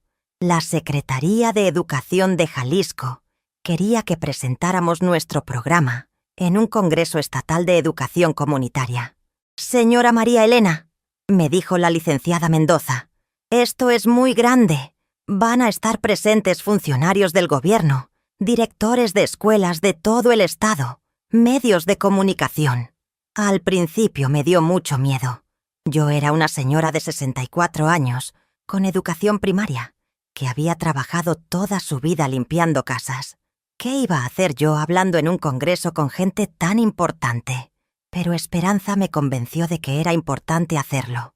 «María Elena», me dijo, «esto ya no es solo sobre nosotros. Si nuestro programa funciona aquí, puede funcionar en todo el estado, tal vez en todo el país. Piense en todos los adultos mayores que están abandonados en asilos, sintiéndose inútiles. Nosotros podemos mostrarles que hay otra forma de vivir esta etapa de la vida». Tenía razón. Esto se había vuelto algo mucho más grande que mis problemas personales. El 15 de noviembre de 2018, 5 residentes del asilo viajamos a la ciudad de Guadalajara para presentar nuestro programa en el Congreso Estatal de Educación Comunitaria. Fue la primera vez en meses que salía del área de Tlaquepaque, y me sorprendió ver cómo había cambiado la ciudad. El congreso se realizó en un hotel muy elegante en la zona de Providencia. Cuando llegamos, me sentí muy intimidada viendo a todos los asistentes. Funcionarios del gobierno en trajes caros, directores de universidades, investigadores con grados académicos impresionantes. Pero cuando llegó nuestro turno de presentar, algo mágico pasó. En lugar de sentirme intimidada, me sentí empoderada. Tenía algo valioso que compartir, algo que ninguno de esos académicos tenía. Experiencia real de cómo transformar vidas. «Buenos días», comencé mi presentación. «Mi nombre es María Elena Rodríguez. Tengo 64 años. Y hasta hace 8 meses, yo era solo una más de los miles de adultos mayores abandonados en asilos, esperando la muerte sin propósito ni esperanza». El auditorio se quedó completamente silencioso. Hoy vengo a contarles cómo un grupo de ancianos inútiles desarrollamos un programa que no solo nos devolvió la dignidad y el propósito, sino que además está impactando positivamente la educación de cientos de niños. Durante los siguientes 20 minutos, conté nuestra historia, cómo había empezado todo, los desafíos que habíamos enfrentado, los resultados que habíamos obtenido. Don Aurelio tocó una canción corta en su guitarra. Doña Refugio mostró algunos trabajos de costura que habían hecho los niños, y don Joaquín hizo una pequeña demostración de electricidad. Cuando terminamos, el auditorio se puso de pie y nos aplaudió durante varios minutos. Varias personas se acercaron después para preguntarnos detalles sobre el programa, para pedir información sobre cómo replicarlo en sus comunidades. Pero la sorpresa más grande vino al final del congreso. El secretario de Educación de Jalisco, licenciado Carlos Lomelí, se acercó personalmente a felicitarnos. «Señora María Elena», me dijo, «lo que ustedes han desarrollado es exactamente el tipo de innovación educativa que necesitamos en nuestro estado. ¿Estarían interesados en convertir esto en un programa oficial del gobierno estatal?» No podía creer lo que estaba escuchando. ¿Un programa oficial? Sí, queremos implementar el programa Sabiduría en Acción en 50 escuelas primarias del estado como proyecto piloto. Ustedes serían los coordinadores generales y recibirían un apoyo económico para desarrollar el programa. Esa noche, en el hotel donde nos habían hospedado, en un hotel, yo que llevaba meses durmiendo en un cuarto de asilo, no pude dormir de la emoción. En menos de 8 meses, había pasado de ser una anciana abandonada a ser la coordinadora de un programa educativo estatal. Pero lo más importante no era el reconocimiento o la oportunidad económica. Lo más importante era que habíamos demostrado que los adultos mayores no somos desechos de la sociedad. Somos bibliotecas humanas llenas de sabiduría, experiencia y conocimientos que las nuevas generaciones necesitan. Cuando regresamos al asilo al día siguiente, fuimos recibidos como héroes. La licenciada Mendoza había decorado la entrada con un letrero que decía: «Bienvenidos los embajadores de la sabiduría». Todos los residentes estaban esperándonos en el jardín, aplaudiendo y gritando de alegría. Esa noche llamé a mis 3 hijos para contarles lo que había pasado. Por primera vez en meses, los 3 mostraron genuino interés en lo que estaba haciendo. «¿En serio, mamá?», me dijo Roberto. ¿El gobierno del estado quiere que usted coordine un programa oficial? Sí, hijo. Van a implementar nuestro programa en 50 escuelas. ¡Ay, mamá, qué orgullo!, me dijo Gabriela. ¿Y va a recibir un sueldo por eso? Van a dar un apoyo económico, pero eso no es lo importante. Lo importante es que vamos a ayudar a muchos adultos mayores a sentirse útiles otra vez. Alejandro fue el más impresionado. Mamá, esto es increíble. ¿Quién iba a pensar que usted iba a convertirse en una funcionaria del gobierno a los 64 años? Por primera vez desde que me habían llevado al asilo, escuché orgullo en las voces de mis hijos. Ya no era solo la mamá que está en el asilo. Ahora era la mamá que está revolucionando la educación en Jalisco. Pero yo sabía que este éxito no se lo debía a ellos. Se lo debía a mí misma, a mi determinación de no rendirme, a mi negativa a aceptar que mi vida había terminado solo porque mis hijos me habían abandonado. En diciembre de 2018, firmamos el convenio oficial con la Secretaría de Educación de Jalisco. El programa Sabiduría en Acción se convirtió oficialmente en una política pública del Estado, y yo fui nombrada como coordinadora general del programa. Con el apoyo económico del gobierno, pudimos formalizar nuestras actividades, capacitar a más adultos mayores de otros asilos y desarrollar materiales educativos profesionales para nuestros talleres. Para marzo de 2019, ya teníamos el programa funcionando en 25 escuelas de 10 municipios diferentes de Jalisco.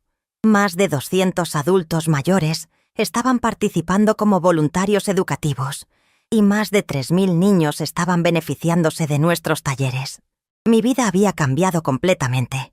Ya no era una residente del asilo que pasaba los días viendo televisión y esperando visitas que nunca llegaban. Ahora tenía horarios llenos, reuniones importantes, responsabilidades reales, pero lo más hermoso era el impacto que estábamos teniendo en otros adultos mayores. Cada semana llegaban cartas al asilo de señoras y señores de todo el estado, contándonos cómo el programa había cambiado sus vidas, cómo habían recuperado su sentido de propósito, cómo se sentían valorados otra vez. Una carta que nunca voy a olvidar fue la de doña Esperanza Martínez, de Zapopan, que tenía 71 años y había estado deprimida en un asilo durante 2 años. Señora María Elena, gracias a su programa volví a sentirme humana. Yo era contadora durante 40 años y pensé que todos mis conocimientos ya no servían para nada. Pero ahora estoy enseñando matemáticas básicas a niños de primaria y ellos me ven como a una maestra importante. Ya no me siento como un estorbo. Me siento útil, necesaria, querida. Esas cartas me llegaban al corazón y me confirmaban que habíamos hecho algo realmente importante. Para mediados de 2019, el programa Sabiduría en Acción había crecido más allá de nuestras expectativas más optimistas. Ya no solo operábamos en Jalisco, otros estados habían empezado a implementar versiones del programa y habíamos recibido invitaciones para presentarlo en congresos nacionales e internacionales. Pero el cambio más significativo en mi vida personal vino en agosto de 2019, cuando cumplí 65 años. Por primera vez desde que había llegado al asilo, mis 3 hijos vinieron juntos a visitarme para mi cumpleaños. Y no solo eso, vinieron con sus familias completas. Roberto llegó con Verónica y sus 2 hijos, que ya tenían 16 y 14 años. Alejandro viajó desde Monterrey con Patricia y sus 3 hijos, de 18, 15 y 12 años. Y Gabriela vino con Fernando y sus 2 hijas pequeñas, de 8 y 6 años. Era la primera vez en más de 5 años que tenía a toda mi familia junta en un mismo lugar. La diferencia era que ahora el lugar era el jardín del asilo, no mi casa familiar que habían vendido sin consultarme. Pero algo había cambiado fundamentalmente en la dinámica familiar. Ahora ya no era la mamá abandonada en el asilo, que generaba culpa y lástima. Era la abuela que sale en los periódicos, la coordinadora del programa del gobierno, la señora que está revolucionando la educación. Mis nietos, que antes apenas me conocían, ahora me veían con admiración y curiosidad. El mayor, el hijo de Roberto, me preguntó: «Abuela, ¿es cierto que usted está trabajando con el gobernador?». No exactamente con el gobernador, mijito, le expliqué, pero sí estamos trabajando con el gobierno del estado para ayudar a otros abuelitos como yo. Mi nieta de 15 años, la hija de Alejandro, me dijo: «Abuela, mi maestra de civismo nos puso un video sobre su programa en la clase. Yo les dije a todos que usted era mi abuela, y todos se impresionaron mucho. Era irónico. Mis propios nietos me conocían más por los medios de comunicación que por las visitas familiares. Durante la celebración, que se hizo en el salón principal del asilo, con un pastel que había hecho doña Luz especialmente para la ocasión, noté que mis hijos me trataban de manera completamente diferente. Ya no me hablaban con el tono condescendiente que usan los adultos con los ancianos. Me hablaban con respeto, con admiración, incluso con un poco de orgullo.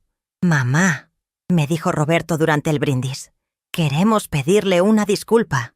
Se hizo un silencio incómodo. No era algo que yo esperara escuchar.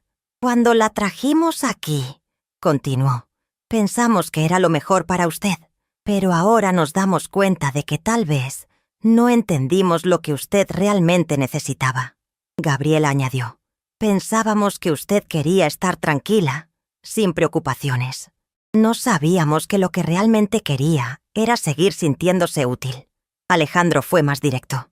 «Mamá, estamos muy orgullosos de lo que ha logrado. Nunca imaginamos que usted tenía toda esta capacidad de liderazgo». Sus palabras me causaron sentimientos encontrados. Por un lado, me daba gusto escuchar que se sentían orgullosos de mí. Por otro lado, me dolía que hubiera tenido que llegar a este punto para que me vieran como una persona capaz y valiosa. «Hijos», les dije, «yo siempre tuve esta capacidad.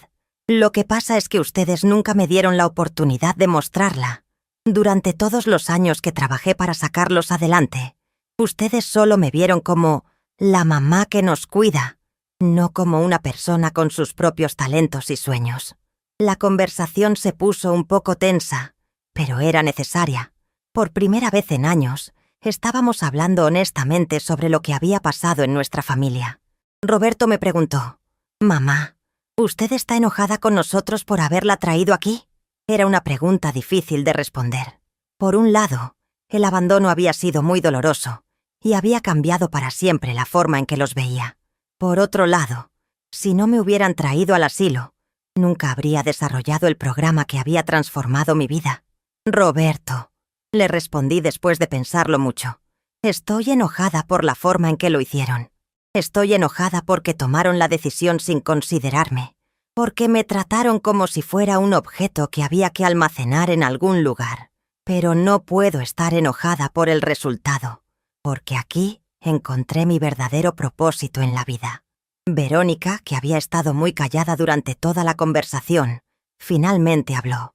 «Señora María Elena, yo quiero pedirle perdón personalmente.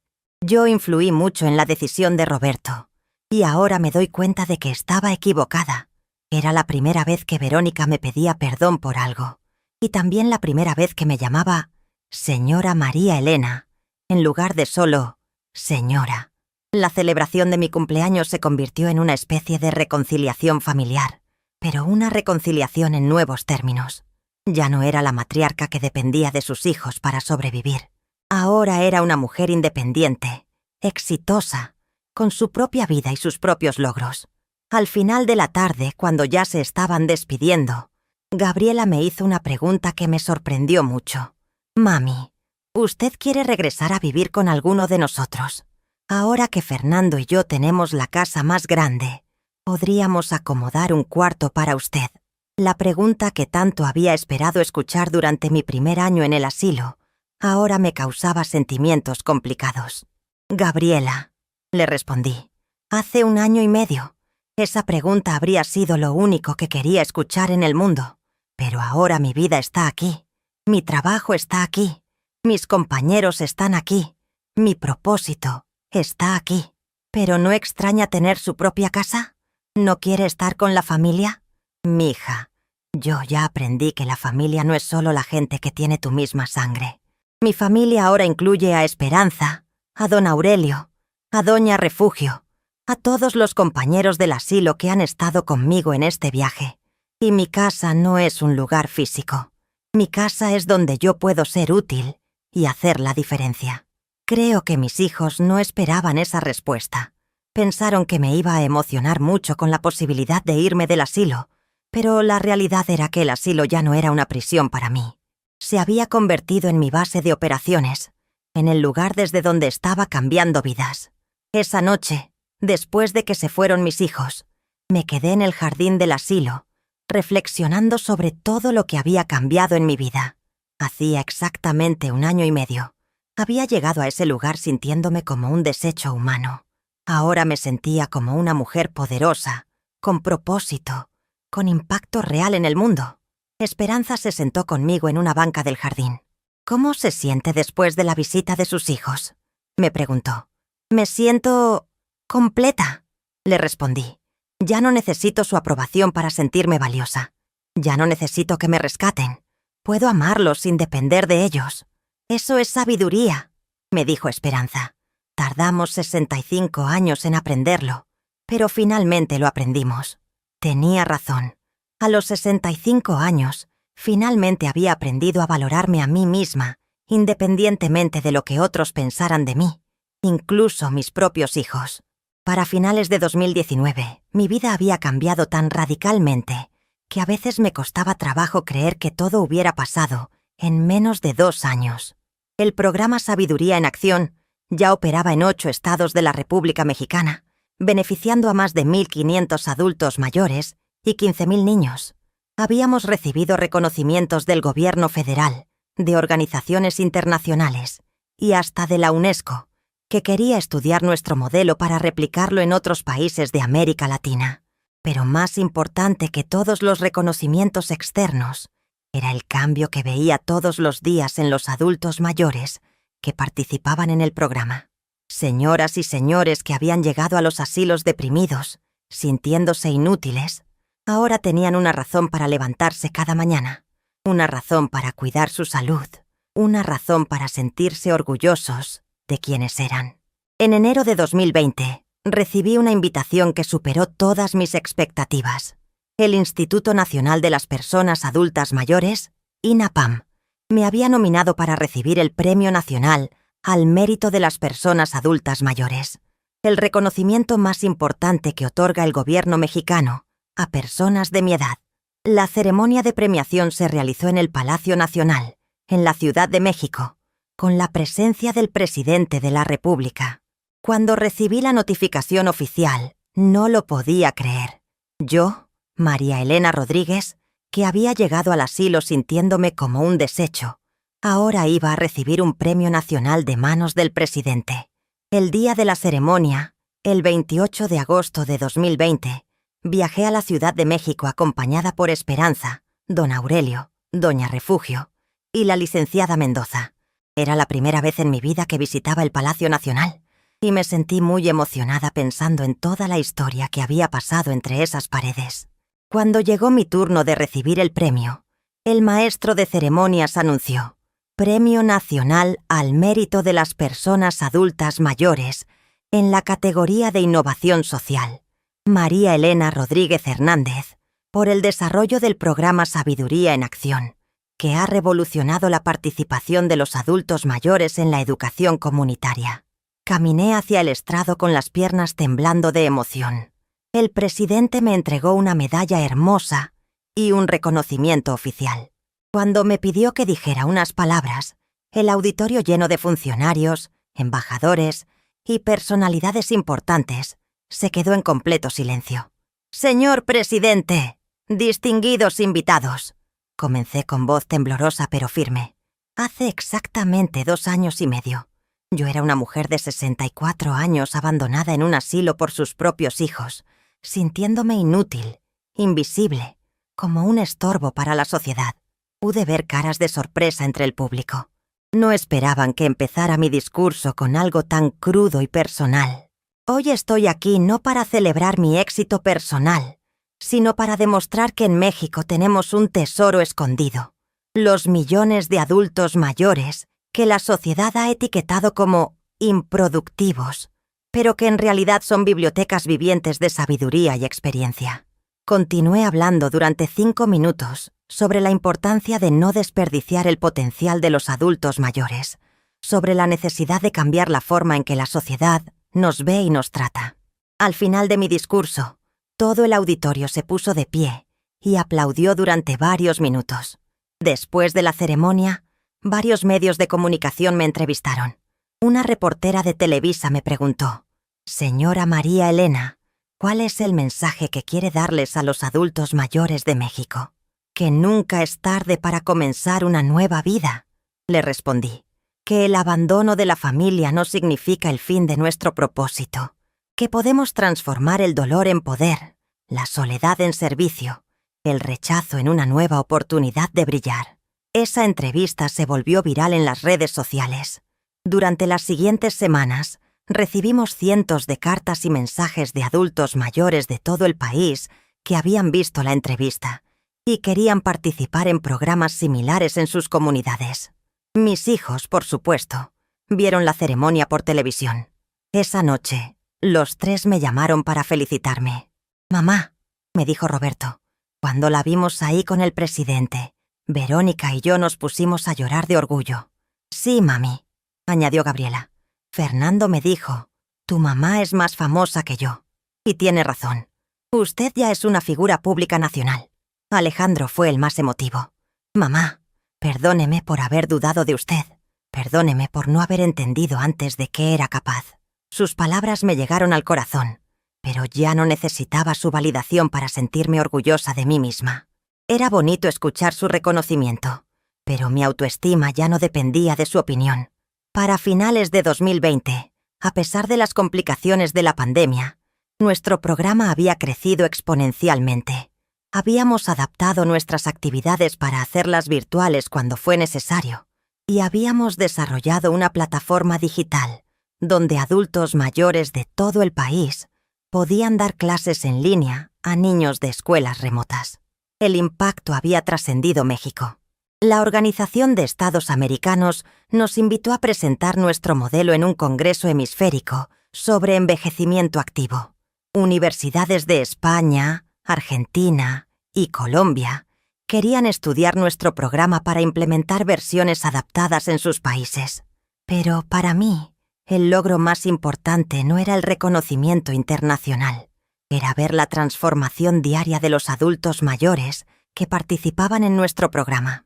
Como don Alberto, de 78 años, que había estado deprimido en un asilo de Zapopan durante 3 años y que ahora coordinaba talleres de carpintería en 5 escuelas diferentes. O como doña María, de 69 años, que había intentado suicidarse después de que sus hijos la abandonaran y que ahora era la maestra de cocina tradicional más popular de todo el programa. Cada historia de transformación me confirmaba que habíamos creado algo realmente revolucionario. Un modelo donde el envejecimiento no significaba el final de la productividad, sino el comienzo de una nueva etapa de servicio y propósito. En 2021, cuando cumplí 67 años, mis hijos me organizaron una fiesta sorpresa en un salón muy elegante de Guadalajara. Invitaron a más de 100 personas, funcionarios del gobierno, directores de escuelas, compañeros del asilo, incluso algunos de los niños que habían participado en nuestros primeros talleres. Era muy diferente a mi cumpleaños 65 en el jardín del asilo. Ahora yo era la invitada de honor de una celebración pública, reconocida como una figura importante en la comunidad educativa de Jalisco. Durante la fiesta, Roberto tomó el micrófono para dar un discurso. «Hace 3 años», dijo, «mi hermanos y yo tomamos la decisión de llevar a nuestra mamá a un asilo porque pensábamos que ya no podía cuidarse sola, que ya no tenía nada que aportar a la sociedad». Se hizo un silencio incómodo entre los invitados.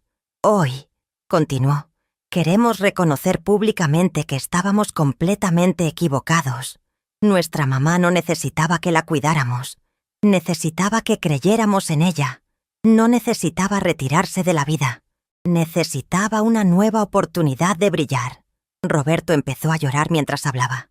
«Mamá, perdónenos por haber sido tan ciegos. Perdónenos por no haber visto todo el potencial que usted tenía adentro. Perdónenos por haberla subestimado».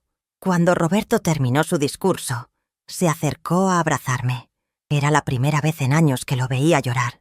«Hijo», le dije, «ustedes hicieron lo que creían que era correcto con la información que tenían en ese momento. No puedo perdonarlos porque no hay nada que perdonar, pero sí puedo agradecerles». «¿Agradecernos?», me preguntó sorprendido. «Sí, agradecerles por haberme dado la oportunidad de descubrir de qué era realmente capaz.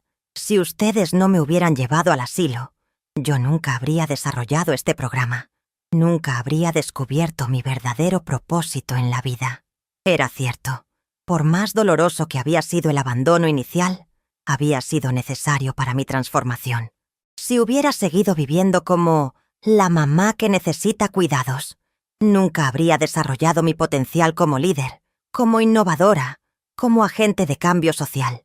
Esa noche, cuando regresé al asilo después de la fiesta, me senté en mi cama a reflexionar sobre todo el camino recorrido. En 3 años había pasado de ser una mujer abandonada y deprimida a ser una figura pública reconocida nacionalmente. Pero más importante que el reconocimiento externo era el cambio interno.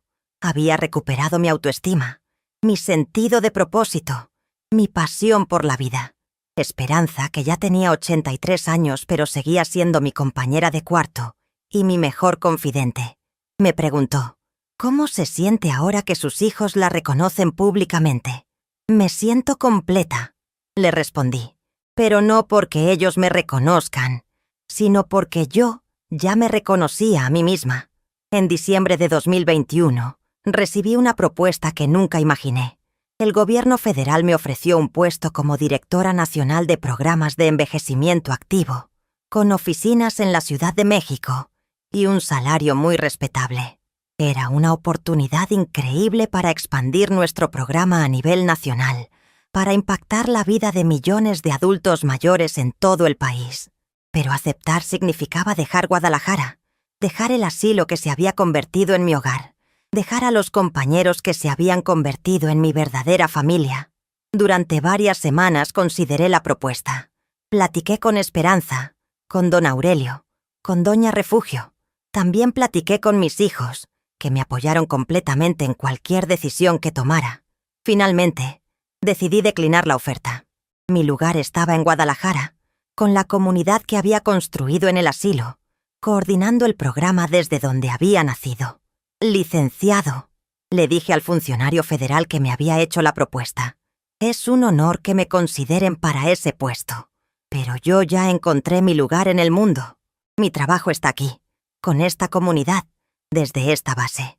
Para 2022, el programa Sabiduría en Acción ya operaba en los 32 estados de México, con más de 5.000 adultos mayores participando como educadores voluntarios y más de 80.000 niños beneficiándose de los talleres. Habíamos logrado algo que parecía imposible: cambiar la percepción social sobre los adultos mayores. Ya no éramos vistos como cargas o estorbos, sino como recursos valiosos para la educación y el desarrollo comunitario. Pero el cambio más significativo era personal. A los 68 años, yo era una mujer completamente diferente a la que había llegado al asilo 4 años antes. Era segura de mí misma, orgullosa de mis logros, consciente de mi valor independientemente de la opinión de otros. Mis hijos ahora me visitaban regularmente, pero la dinámica había cambiado completamente. Ya no venían por obligación o culpa. Venían porque genuinamente disfrutaban mi compañía, porque estaban orgullosos de mí, porque querían escuchar sobre mis proyectos y aventuras. Mis nietos, que antes apenas me conocían, ahora me veían como una figura inspiradora.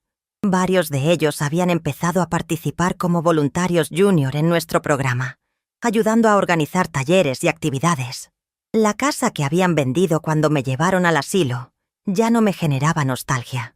El asilo se había convertido en mi verdadero hogar, no porque fuera el lugar donde me habían abandonado, sino porque era el lugar donde había renacido. Hoy, mientras les cuento esta historia, tengo 71 años y sigo viviendo en la residencia guadalupana.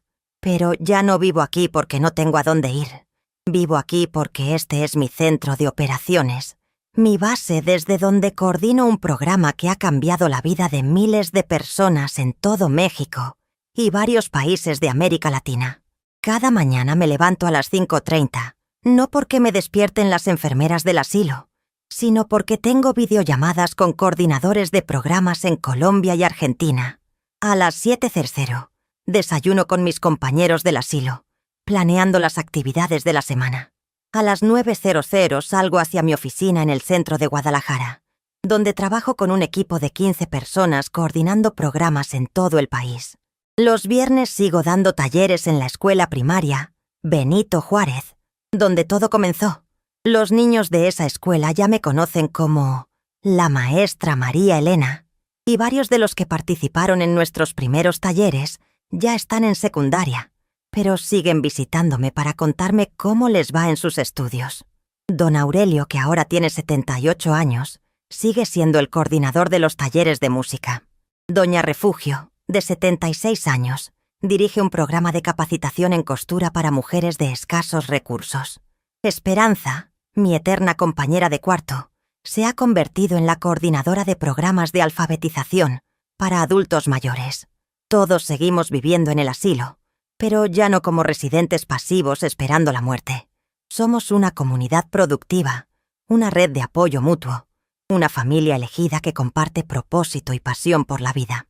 Mis hijos y yo hemos reconstruido nuestra relación sobre bases completamente nuevas.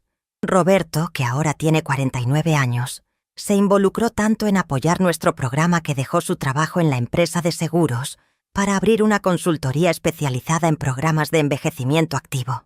Trabaja directamente conmigo y hemos desarrollado una relación profesional muy sólida, además de la familiar. Alejandro sigue viviendo en Monterrey, pero viene a visitarme una vez al mes, siempre con proyectos e ideas para expandir nuestro programa usando tecnología. Sus conocimientos en sistemas han sido fundamentales para desarrollar nuestra plataforma digital. Gabriela se divorció de Fernando hace 2 años. Resulta que su matrimonio no era tan perfecto como parecía, y ahora vive en Guadalajara con sus 2 hijas. Es la coordinadora de comunicación y relaciones públicas de nuestro programa, y es increíble verla trabajar con tanta pasión en algo que realmente le importa. Mis nietos, que ahora tienen entre 12 y 24 años, me ven de una manera completamente diferente. Ya no soy la abuela que está en el asilo. Soy la abuela que sale en televisión, la abuela que conoce al gobernador, la abuela que está cambiando el mundo. Pero más importante que el reconocimiento externo es la relación que he construido conmigo misma. A los 71 años finalmente aprendí que mi valor como persona no depende de lo que otros piensen de mí, ni siquiera mis propios hijos. Mi valor viene de adentro, de mi capacidad de contribuir, de crear, de hacer la diferencia en el mundo. La lección más importante que aprendí durante estos años es que nunca es tarde para reinventarse, para descubrir nuevos talentos, para encontrar un nuevo propósito en la vida.